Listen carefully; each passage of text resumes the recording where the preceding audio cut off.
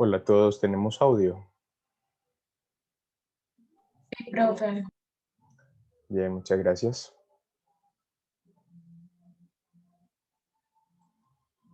Muy bien. Antes de entonces salir a descanso, les estaba comentando que esta estructura anatómica, en el caso del rumiante y de los porcinos, tiene forma de S, llamada flexura simoidea, la cual ayuda a mantener el pene erecto dentro del prepucio, y en el momento en el cual el animal va a hacer la monta y la posterior penetración, esta anatomía pierde esta S, se extiende por completo, haciendo que se exteriorice el órgano. Retomemos acá. Entonces, esta flexura simoidea se distiende por la relajación de los músculos retractores del pene durante la erección y vuelve a su posición de descanso por la contracción de estos mismos músculos. ¿Sí? ¿Qué músculos son? Estos de acá. Permitan entonces que se distienda y se retraiga.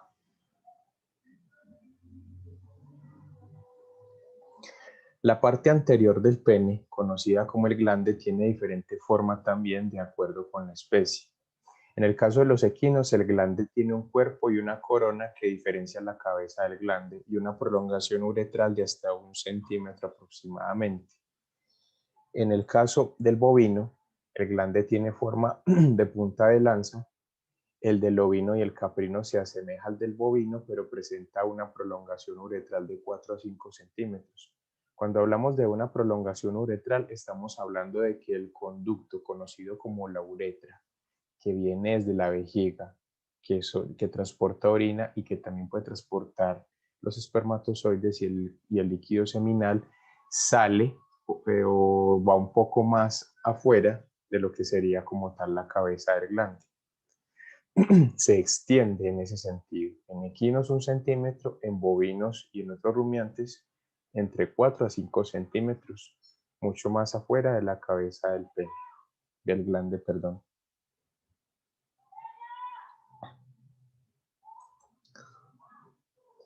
El cerdo como tal no tiene una estructura que se diferencie del cuerpo del pene, ¿sí?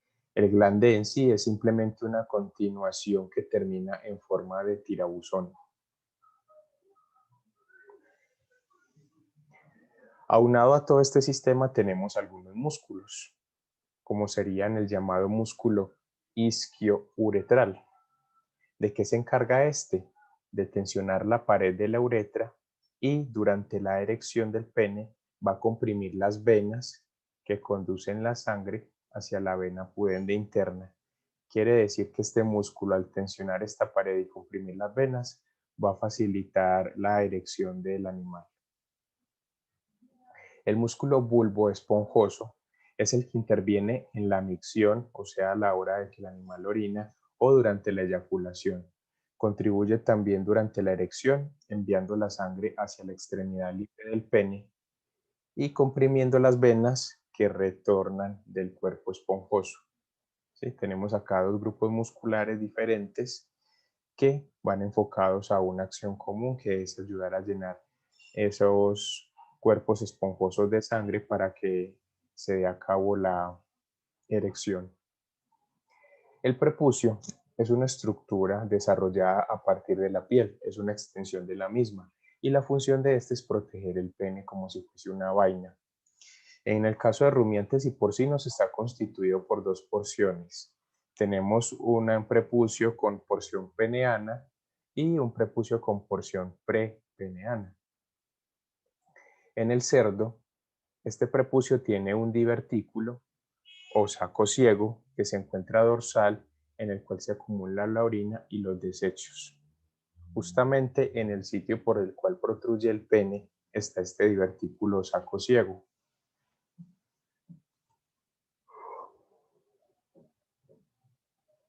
Tenemos acá entonces en este cuadro lo que sería un resumen de las partes de este sistema, las características y las funciones.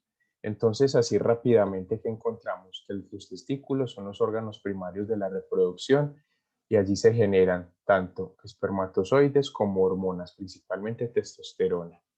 El escroto es la bolsa exterior que recubre estos testículos, va a servir como sostén y protección y a la vez ayuda a regular la temperatura de los mismos. Los conductos deferentes son los que unen la red donde se generan los espermatozoides y el epidídimo y ayudan como conducto de transporte de estos espermatozoides. El epidídimo es aquel conducto que está dividido en 3 porciones y que recorre paralelo a los testículos. Este se encarga de transportar, madurar, concentrar y conservar los espermatozoides. Recordemos que este epidídimo desemboca en los llamados conductos deferentes, que son los que van a conectar ese epidídimo con la uretra. ¿Qué pasa allí? Transporte y almacenamiento de espermatozoides. Próstata, que es un órgano o glándula accesoria. Su característica es que evacúa su secreción dentro de la uretra y esta da un aporte de fluidos para el semen. Glándulas vesicales, tiene forma de sacos alargados, también aporta fluidos que conforman el semen. Glándulas de Cooper o bulbouretrales, son 2 glándulas, ¿sí? Son pares, que también contribuyen con ciertos fluidos secretados en la uretra. ¿Sí? Estos fluidos que secretan estas glándulas de Cooper o bulbouretrales van a lubricar, ya que son de tipo viscoso, van a lubricar esa uretra, limpiándola y permitiendo que el pasaje de los espermatozoides por esta zona sea mucho más fácil y genere menos resistencia al avance. La uretra es el órgano común al sistema urinario y genital, sigue siendo entonces otro órgano como en especie de tubo, de conducto. En esta uretra se produce un lubricante viscoso que también interviene en la limpieza de la misma y prepara el pasaje para los espermatozoides. El pene es el órgano eréctil con un extremo libre o terminal llamado glande, pues, como vimos en el cerdo no es tan diferenciado del resto del pene.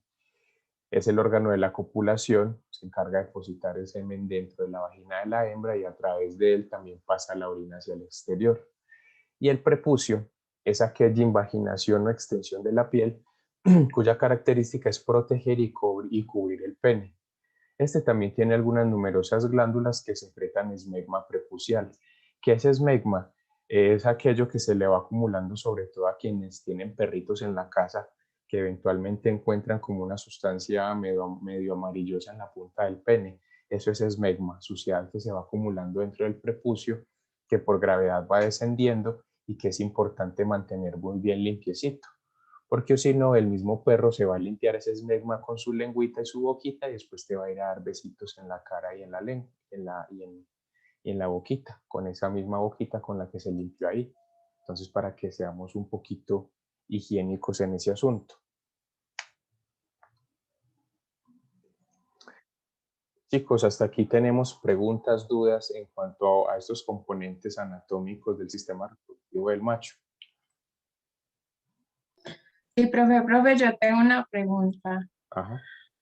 Mm, ¿Cómo, pues la reproducción en las aves es igual que en los mamíferos o no? Ya vamos a pasar a eso, es la parte que sigue, sino que antes de Ah, empezar listo. a tomar ahí la anatomía, a aclarar las preguntas que tengamos sobre los mamíferos.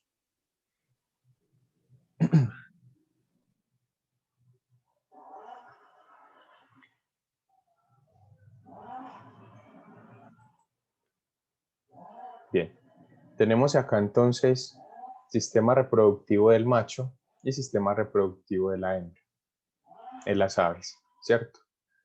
Empecemos primero por las damas. ¿Qué encontramos en la hembra? Encontramos que la hembra posee tanto pues al lado derecho como al lado izquierdo tiene ovario. En este ovario se generan folículos. Los folículos son los que dan origen a los óvulos. Aquí sí podemos hablar de que esto sea un óvulo, ¿sí?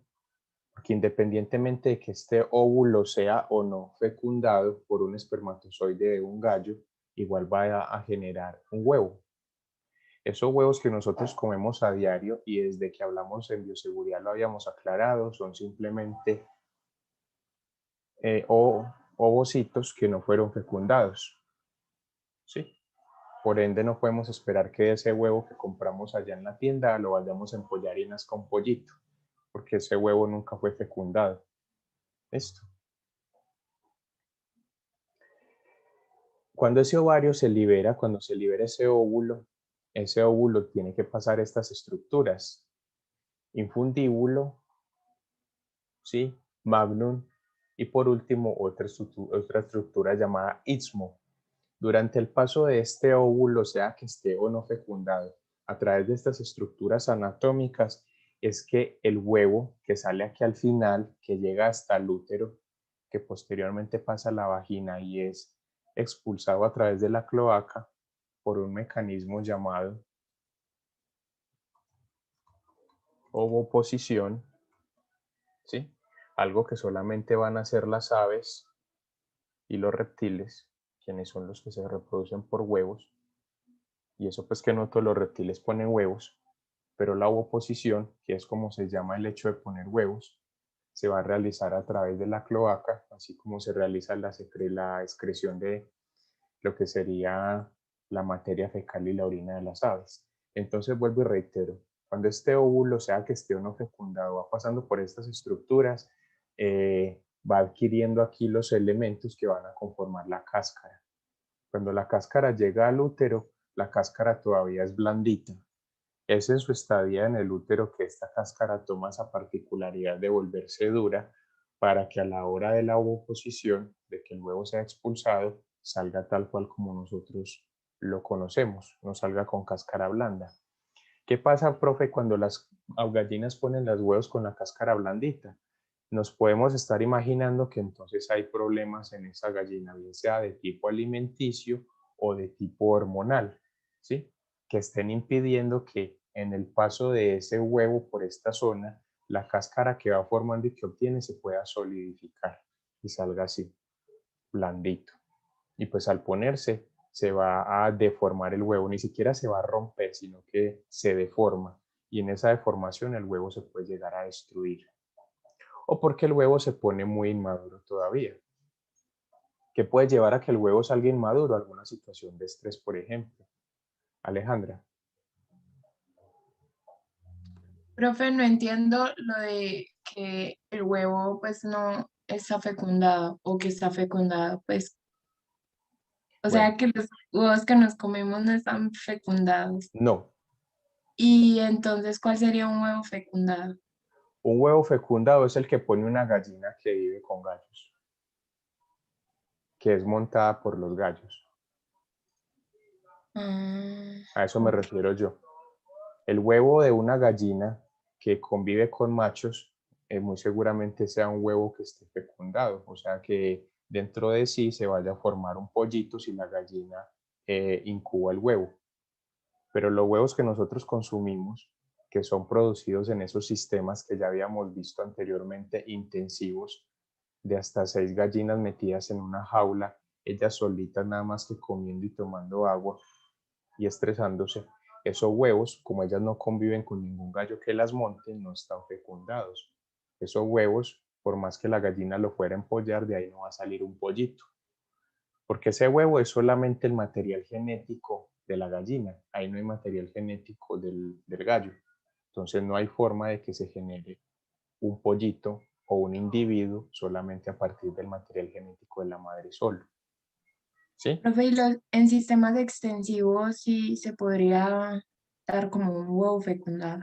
En Ok. sistemas extensivos, si nosotros tenemos aves, pues si nosotros tenemos gallinas junto con gallos, pues sí se puede llegar a dar eso. Y esos huevos se pueden consumir si están fecundados. Obviamente no vas a esperar a que esté por allá el día 7 o 14 puesto el huevo para consumirlo, porque ya en esas etapas ya hay formación del embrión. Es un huevo que recién se pone, debe consumirse inmediatamente. Y su calidad nutricional pues tampoco va a variar mucho a la de una gallina, del huevo de una gallina de un sistema intensivo donde sus huevos no están fecundados.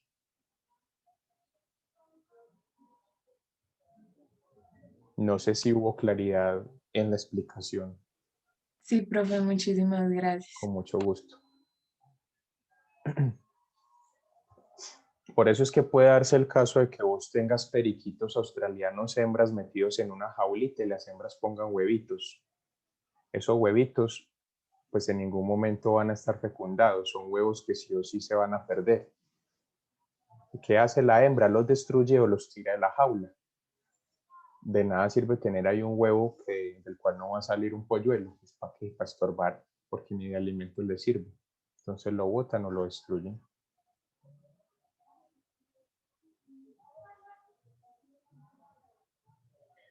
Al lado izquierdo tenemos entonces lo que sería el aparato reproductor del macho de las aves. Como vemos, tiene dos testículos. Estos se encuentran internos, no están externos. Si lo vemos así, sin que nos pongan acá macho y nos pongan estos nombres, uno hasta alcanzaría a decir que eso es un aparato reproductor de una hembra y que esos son los ovarios, ¿cierto? Y que estos son unos cuernos uterinos muy raros y que este útero está como puesto al revés, que es un dibujo mal hecho de un sistema reproductivo de una hembra mamífera, pero no lo es. Los testículos entonces de las aves tienen un espermiducto, ¿sí? Que hace como las veces de conducto deferente, ese conducto que tienen los mamíferos, tanto al lado derecho como al lado izquierdo, uno por cada testículo. Este llega hasta lo que sería la vesícula seminal, ¿sí? Como vemos las aves, los machos no tienen próstata, no tienen glándulas, no tienen glándulas de Cooper o bulburetrales, solamente tienen vesícula seminal, no tienen ámpula al final de los espermiductos y el semen del ave desemboca aquí en la cloaca. Para que haya fecundación, entonces la cloaca del macho debe unirse a la cloaca de la hembra para que el semen que sale por acá ingrese a la cloaca de la hembra, la cual internamente también podría llamarse en esta zona como vagina, para que ascienda el semen, fertilice los diferentes folículos, diferentes óvulos que se producen acá u ovocitos y se produzcan los huevitos o los huevos, ¿sí? Huevos que posteriormente usted puede dejar que la gallina incube para que salgan crías o destinarlos para consumo inmediatamente después de que la gallina los ha puesto.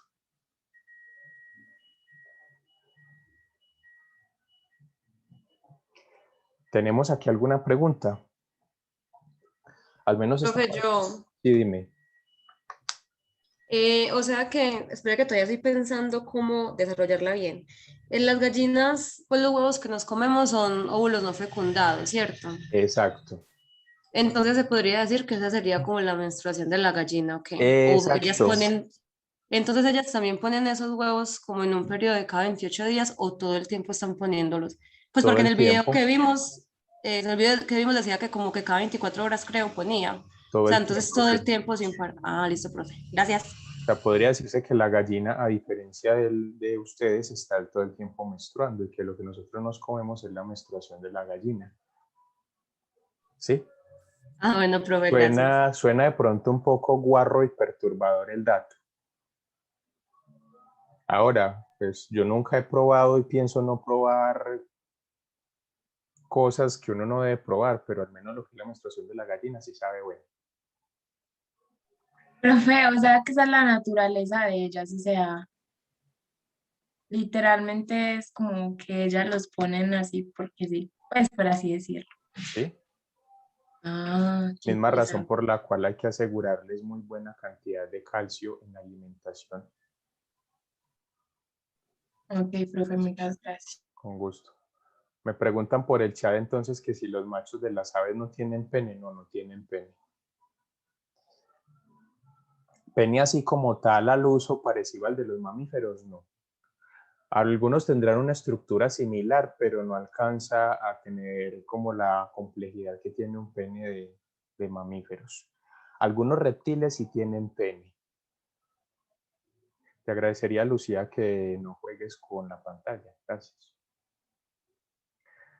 Algunos reptiles, los reptiles descienden de las aves y lo tienen. Por ejemplo, el caso de los cocodrilos. y ni siquiera es un pene completo, se le llama hemipene. Algunas serpientes tienen doble, esas sí se pasaron literalmente de verga, así literal, tienen dos, y ambos son útiles y pueden utilizarlos indistintivamente el que le dé la gana. Punto para las serpientes, ¿cierto?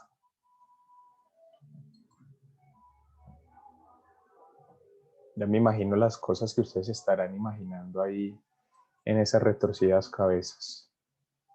Pero bueno. Chicos, ¿dudas, preguntas acerca de esta parte de la anatomía? ¿O estamos claros antes de continuar con la cuarta y última parte de anatomía y fisiología veterinaria?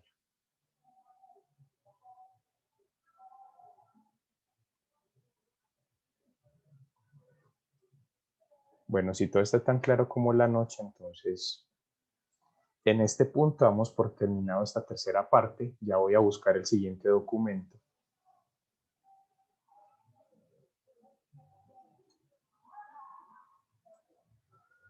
Profe, entonces los machos sirven más que todo para el consumo, ¿cierto? ¿Cómo así?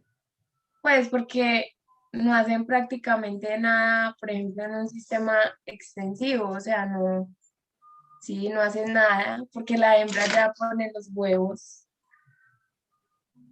Sí, si vos vas a tener machos es porque los vas a criar solamente para consumo, para engorde, pollos de engorde, ya. Listo. Así de simple es el macho.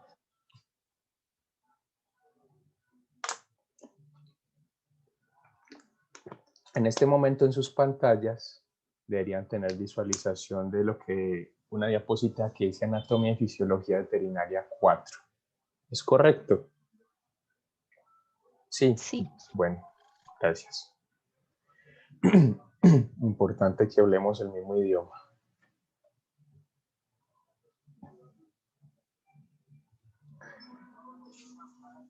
Muy bien.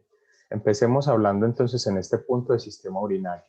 Regálenme un segundito. Yo reviso algo por acá y ya regreso. No se vayan a matar entre ustedes mientras vuelvo.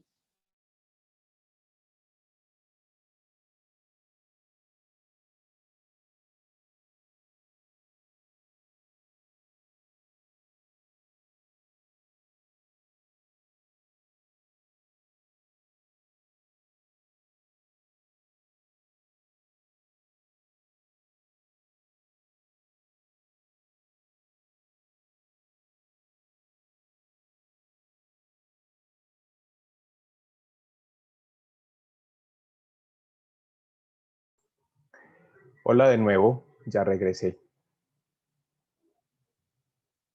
¿Me escuchan? Sí, hola. Sí, pirirí. Muy bien. Vamos a hacer un pequeño zoom en esta imagen. Tenemos acá entonces lo que sería la estructura del sistema urinario de una yegua y de un caballo. Vamos a mirar así por encimita estas estructuras antes de pasar como tal a lo que sería la labia. Aquí no solamente se nos está mostrando el sistema renal, sino que también se nos está mostrando acompañado del sistema reproductivo que acabamos de ver hace poco.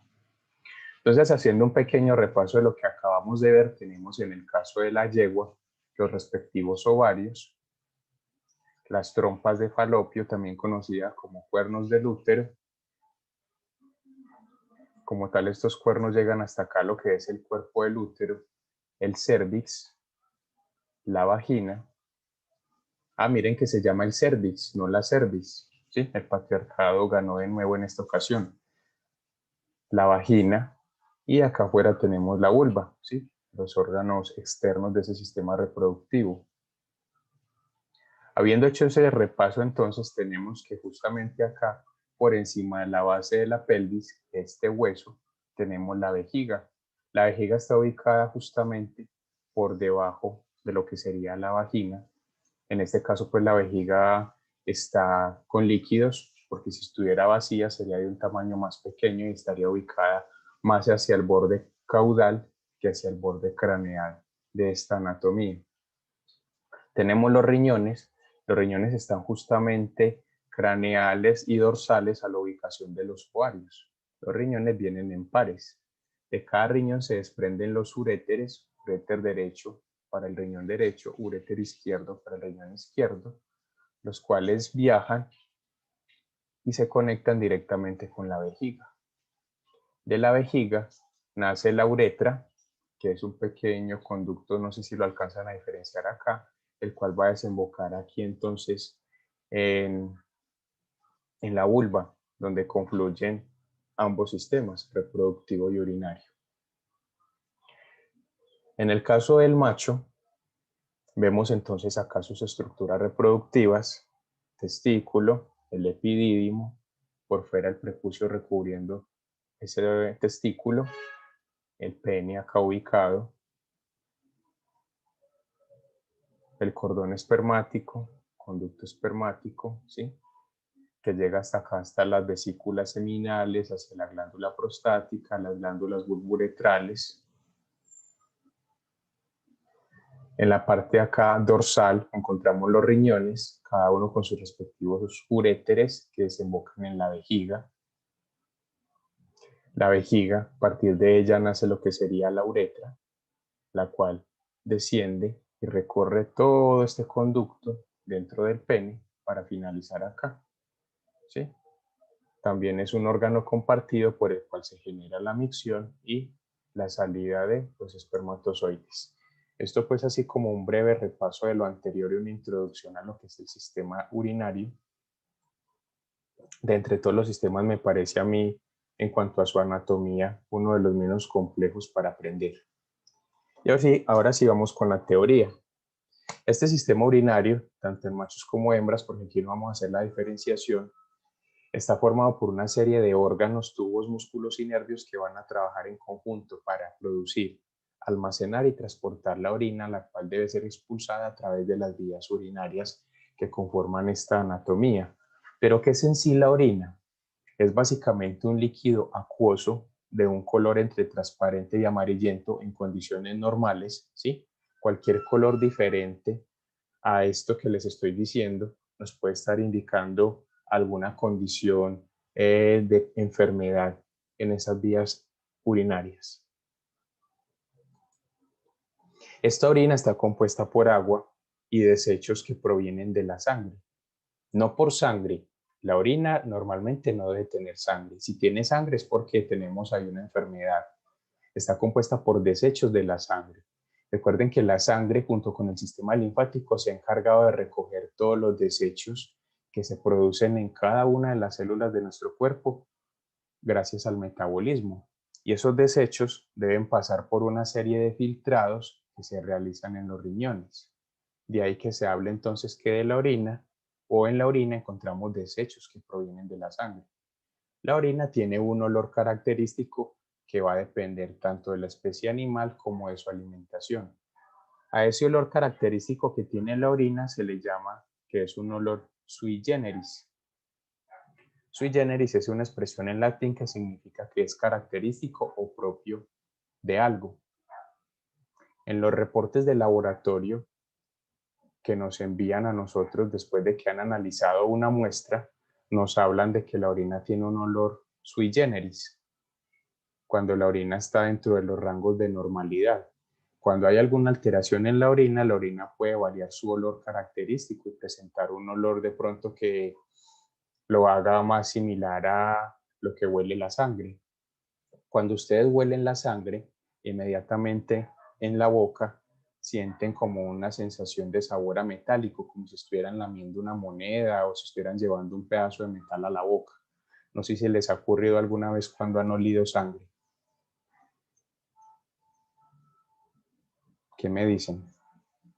¿O es impresión mía? ¿O yo soy el único loco aquí? Bueno, esa pregunta mejor no la respondan, pero sí les ha ocurrido que sienten como un sabor extraño cuando huelen sangre. Y de pronto quienes la hayan probado, bien sea así como a metal, quienes las hayan probado también de pronto por accidente, por curiosidad o porque se crean vampiros. De todo hay.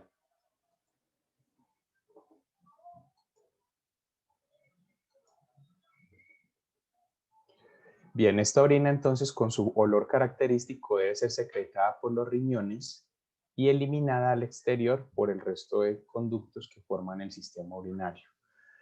La expulsión de la orina tiene básicamente dos funciones. La primera y por la cual conocemos más este sistema es porque se encarga de evacuar metabolitos, o sea, compuestos orgánicos producidos por el metabolismo celular. Un compuesto orgánico producido en las células después del metabolismo es el amoníaco. El amoníaco debe eliminarse del cuerpo, ya que el amoníaco dentro del cuerpo, si se empieza a acumular en la sangre, va a ocasionar fallos en la mayoría de los órganos, empezando porque esto induce a una condición de acidez en la sangre. Y si tenemos la sangre con características ácidas, esta no va a ser eficiente transportando oxígeno. ¿Sí? El cuerpo casi que poco a poco se va intoxicando él mismo cuando retiene amonio y no se puede liberar a través de la orina. Y ahí solamente pues hablando de ese compuesto como metabolito. ¿Qué otra función entonces cumple expulsar la orina? Regular la presión osmótica, ¿sí? Es regular la cantidad de agua que hay en el organismo. Por eso ocurre que mientras más agua uno consume, más veces va a ir al baño, más va a orinar y la orina en esa medida va a ir saliendo mucho más clara. Cuando la orina sale completamente transparente o mucho más clara, quiere decir que en los riñones ya no hay nada más que filtrar de la sangre. Mientras que una orina que está muy amarilla y muy concentrada le está indicando que todavía los riñones pueden depurar un poco más la sangre con los metabolitos que está llegando hasta allá. Y es una invitación entonces a consumir más agua. Necesitamos agua como solvente para poder tomar esos metabolitos o solutos, diluirlos y expulsarlos a través de ese medio del cuerpo. ¿Sí queda comprendidas esas funciones, chicos? Antes de seguir. Sí, profe. Ok. ¿Cómo carajo se produce la orina en el organismo? Para que esto se dé, deben pasar 3 etapas. En orden, la primera, filtración glomerular. La filtración glomerular se da a cabo en las nefronas. La nefrona es la unidad funcional del riñón. Así como la neurona es la unidad funcional del sistema nervioso, así como los alvéolos son las unidades, los alvéolos pulmonares son las unidades funcionales de los pulmones, así como los alvéolos de la glándula mamaria son la unidad funcional de esa glándula mamaria, la nefrona es la unidad funcional del riñón. ¿Por qué? Porque cada una de las millones de nefronas que conforman el riñón, formando los glomérulos, son las que se encargan de hacer esa filtración. ¿Qué sucede entonces? La sangre llega a las nefronas, llega allí a las nefronas, llega a cierta presión, ¿sí?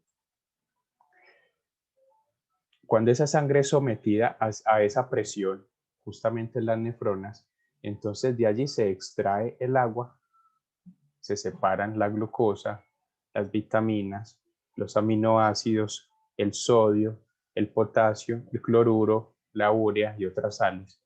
Todas las sustancias que llegan disueltas en esa sangre son separadas de la sangre y a la vez se va separando el agua que hay en la sangre. Al verse separadas, debido a esa filtración glomerular, vamos al paso 2 que se llama reabsorción tubular. Después de que se ha hecho este primer filtrado, esos productos ya separados, muchas veces ricos en sustancias que todavía el cuerpo puede necesitar y también rico en sustancias que el cuerpo ya no se necesita, entonces viajan a través de una estructura llamada túbulo contorneado proximal. En este túbulo contorneado proximal se reabsorben glucosa, aminoácidos, sodio, cloruro, potasio y otras sustancias. Las que son de desecho simplemente no se reabsorben, se dejan pasar de largo. Lo que es reabsorbido regresa al torrente sanguíneo para que continúe viajando y llegue hasta algunos tejidos donde se puede hacer uso de las mismas o donde se puedan guardar en forma de reservas, como es el caso de la glucosa que se puede guardar como reserva. El tercer y último paso se llama excreción. La excreción entonces se realiza a partir del túbulo contorneado pero distal. Entonces tenemos túbulo contorneado proximal, o sea, el más cercano, porque se llama proximal, ¿cierto? Que es donde se reabsorben de la orina los nutrientes que el cuerpo todavía puede utilizar y donde se dejan pasar los que componen ya los desechos. Luego, en el túbulo contorneado distal, el que está más lejos, por eso se llama distal, las sustancias que no le sirven al cuerpo, entonces son excretadas hacia la orina que está en formación. Esta orina ya formada va a almacenarse en la vejiga. Cuando la vejiga está llena, debido a la sensación que genera esta bolsa, llamémoslo por ahora que es una bolsa, debido a esa sensación de llenura que estimula el sistema nervioso, es la que le da la señal a su cabeza de que, hey, párese a orinar o nos vamos a miar aquí. Cuando ustedes están durmiendo y están soñándose por allá en una playa paradisiaca, con un negro dándole masajes, tomando caipiriña o coco loco, y sienten esas ganas de meterse a nadar y no son capaces, pilas. Esa es su vejiga diciéndole al cerebro, levántese que nos vamos a orinar acá dormidos. ¿Les ha pasado?